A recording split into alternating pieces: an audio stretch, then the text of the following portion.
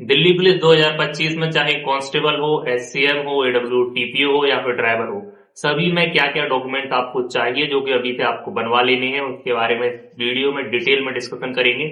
चाहे वो आपका ईडब्ल्यूएस आपको हिंदी में चाहिए, इंग्लिश में चाहिए, सेंट्रल का चाहिए या स्टेट का चाहिए, ओबीसी जो है क्रीमिलियर चाहिए, नॉन क्रीमिलियर चाहिए, कितने टाइम पुराना चाहिए, ये सारे डिस्कशन इस वीडियो में करेंगे। ड्राइविंग लाइसेंस कब का चाहिए, कब का नहीं चाहिए, या फिर किन किन को चाहिए डेफिनेटली, और ड्राइवर में स्पेशली कितना पुराना चाहिए, या फिर लाइट मोटर व्हीकल चाहिए, या फिर जो एक और होता है वो चाहिए। तो मैं इस वीडियो में डेफिनेटली अच्छे से बातें करने वाला हूँ, पूरा एक्सपीरियंस आपको बताऊंगा, और एक अच्छी रिसर्च के बाद डेफिनेटली मैंने काफी इस पर रिसर्च की है ऑलरेडी, और उसके बाद ही वीडियो बना रहा हूँ, तो वीडियो को लास्ट तक देखना। इसमें 5 पॉइंट है। पहला तो 10th और 12th, आपको 10th और 12th पास होना चाहिए, और जहां तक है सारे लोग पास होंगे। और एक और चीज याद रखना, जो मैं आपको लास्ट में बताऊंगा, जो सबसे इंपॉर्टेंट है, स्पेलिंग मिस्टेक, उसके बारे में लास्ट में बात करेंगे। पहला है 10th 12th की मार्कशीट आपको चाहिए। दूसरा आधार, जो सबके पास होगा डेफिनेटली। तीसरा है मूल निवासी, जो आपकी तहसील से बनता है। तहसील में जो वकील होते हैं वो 100-200 रुपए लेंगे और आपका बनवा के फ्री कर देंगे। चौथा है जाति प्रमाण पत्र, ईडब्ल्यूएस, SC ST OBC वालों के लिए। पांचवा है ड्राइविंग लाइसेंस, और छठवा फोटो सिग्नेचर वगैरह, वो तो है ही, उसमें कोई दिक्कत नहीं है, ठीक है। तो पहला आपके पास जो मार्कशीट वगैरह है और जो आधार कार्ड है, सभी डॉक्यूमेंट आपके जितने भी हैं उनमें पॉइंट की भी अगर स्पेलिंग एरर है तो समझ लो आपको डॉक्यूमेंट वेरिफिकेशन से रोके आना पड़ेगा। तो सीधा पॉइंट यही है, उनको सही करा लो। कोई भी स्पेलिंग एरर कहीं पे भी नहीं होना चाहिए, चाहे कुछ भी हो जाए, ठीक है। दूसरा आधार कार्ड, आधार कार्ड में भी स्पेलिंग एरर कहीं पे भी नहीं होना चाहिए। आपके में, आपके पिताजी में जो स्पेलिंग है किसी में भी आधार कार्ड एरर नहीं होना चाहिए, ठीक है। तीसरा है मूल निवासी। मूल निवासी जो आपका बनेगा वो डेफिनेटली आपको चाहिए, क्योंकि ये सेंट्रल की वैकेंसी है।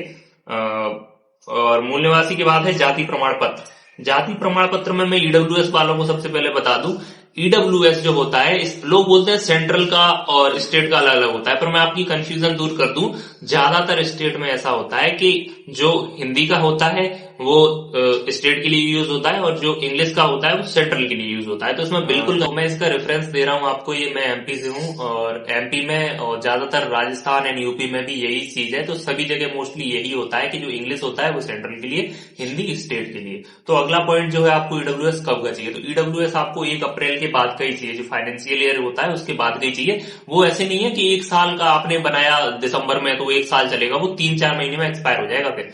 तो जो आपने 1 अप्रैल के बाद बनवाया है वही आपके काम का है, ठीक है, इतना नोट कर लो। और जो ओबीसी वाले मेरे भाई हैं उनको मैं स्ट्रिक्टली बता दूं कि भाई ओबीसी 2 तरह का होता है, क्रीमिलियर, नॉन क्रीमिलियर। उसमें भी आपको चाहिए जो है नॉन क्रीमिलियर, क्योंकि क्रीमिलियर में मेरे हिसाब से कोई फायदा होता नहीं।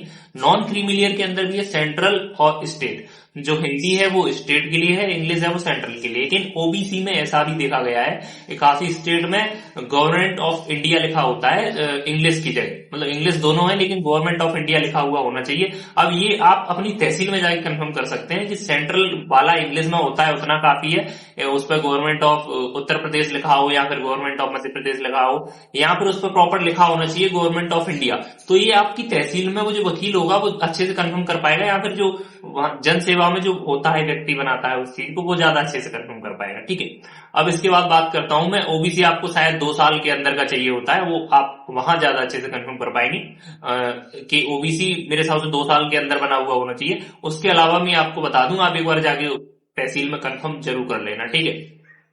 एक और पॉइंट कि भाई जो ड्राइविंग लाइसेंस वाले मेरे भाई हैं, तो दिल्ली पुलिस में जो ड्राइविंग लाइसेंस चाहिए वो आपको जब आप फिजिकल देने जाओ, क्योंकि भाई मैंने देखा था एक भाई लाइसेंस के लिए उसका फिजिकल क्लियर था, सारा कुछ क्लियर था, लेकिन लाइसेंस की वजह से रोता हुआ आ रहा था। और ये मेरी आंखों का दृश्य है, जब मैंने 2023 में दिल्ली पुलिस का फिजिकल दिया था तब वो रोता हुआ आ रहा था, सिर्फ इस वजह से कि उसके पास लाइसेंस नहीं था। कसम से उसका लाइसेंस उसके हाथ में नहीं था, बन गया था। तो लाइसेंस पहले ही बनवा लेना, उनको आपको फिजिकल के टाइम पे चाहिए होगा हाथ में, ठीक है।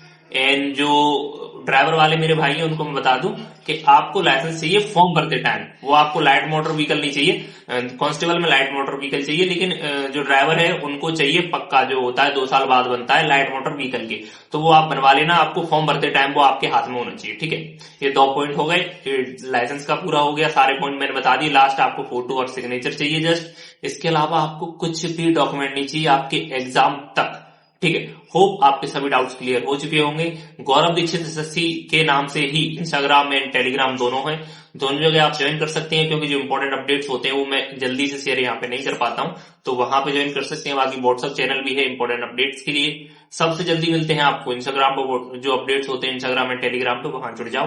अगला कोई टॉपिक हो जो आपके मन में है, कोई डाउट है, जिस भी टॉपिक के सबसे ज्यादा कमेंट आएंगे उस पर अगली वीडियो में बना दूंगा। अब प्रॉपर एक्टिव है हम यूट्यूब पे भी। बाकी जुड़े रहिए, ऐसे ही अच्छे अच्छे वीडियोस आपको देते रहेंगे इन्फॉर्मेशन।